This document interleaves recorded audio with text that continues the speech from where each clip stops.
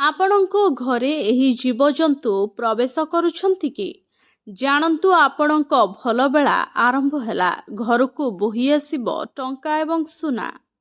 ଅନେକ ସମୟରେ ଘରେ ଏପରି କିଛି ଜୀବଜନ୍ତୁ ପଶିଯାଆନ୍ତି ଯାହାଙ୍କୁ ଦେଖିଲେ ଲୋକମାନେ ବିରକ୍ତ ହୁଅନ୍ତି। କିନ୍ତୁ ଜାଣିଛନ୍ତି କି ଏପରି କିଛି ଜୀବ ଅଛନ୍ତି ଯେଉଁମାନେ ଘରେ ପ୍ରବେଶ କଲେ ଧନ ସମ୍ପତ୍ତି ଓ ସୁଖ ସମୃଦ୍ଧି ବଢ଼ିଥାଏ। ଘରେ ପ୍ରବେଶ କରୁଥିବା କେତେକ ପ୍ରାଣୀ ଶୁଭ ବୋଲି ବିବେଚନା କରାଯାଏ, କିନ୍ତୁ କିଛି ଜୀବଙ୍କ ଆଗମନକୁ ଖରାପ ସମୟ ବୋଲି ବିବେଚନା କରାଯାଏ।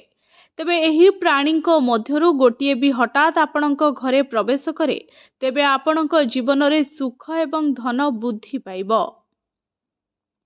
ଭୋପାଳ ଭିତ୍ତିକ ଜ୍ୟୋତିଷ ତଥା ବାସ୍ତୁ ପରାମର୍ଶଦାତା ପଣ୍ଡିତ ହିତେନ୍ଦ୍ର କୁମାର ଶର୍ମା ଏହା ସ୍ପଷ୍ଟ କରିଛନ୍ତି। କଳା ପିମ୍ପୁଡ଼ି। ଜ୍ୟୋତିଷ ଶାସ୍ତ୍ରରେ କୁହାଯାଇଛି ଯେ ଆପଣଙ୍କ ଘରେ କଳା ପିମ୍ପୁଡ଼ି ଆପଣଙ୍କ ଆର୍ଥିକ ସ୍ଥିତିକୁ ଦୃଢ଼ କରିବ। କଳା ପିମ୍ପୁଡ଼ି ଶନି ଗ୍ରହ ସହିତ ଜଡ଼ିତ ବୋଲି ବିବେଚନା କରାଯାଏ। ଯଦି କଳା ପିମ୍ପୁଡ଼ି ଆପଣଙ୍କ ଘରେ ଅଣ୍ଡା ଦେଇଛି, ଏହାର ଅର୍ଥ ହେଉଛି ଆପଣ ଶୀଘ୍ର ଋଣରୁ ମୁକ୍ତି ପାଇବେ। ଯଦି କଇଁଛ ଆପଣଙ୍କ ଘରକୁ ଆସେ, ତେବେ ଏହା ଭଲ।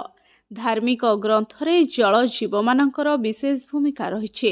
ଯଦି କଇଁଛ ଆପଣଙ୍କ ଘରକୁ ଆସେ, ତେବେ ଏହା ସକାରାତ୍ମକ ଶକ୍ତି ଆଣିବ।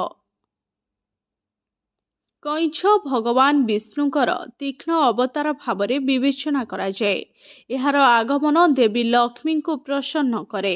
ଏହା ଉପସ୍ଥିତି ଘର ଭିତରେ ସୁଖ, ସମୃଦ୍ଧତା ଓ ଶାନ୍ତି ବୃଦ୍ଧି କରିଥାଏ।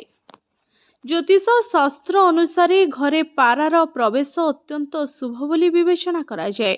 ପାରା ଧନ ଦେବତା କୁବେର ସହିତ ଜଡ଼ିତ ବୋଲି ବିଶ୍ୱାସ କରାଯାଏ। ପାରା ବୁଧ ଗ୍ରହ ସହିତ ଜଡ଼ିତ ବୋଲି ମଧ୍ୟ କୁହାଯାଏ। ଘରେ ପାରା ସୁଖ, ଧନ ଓ ସମୃଦ୍ଧତା ବୃଦ୍ଧି କରିବ।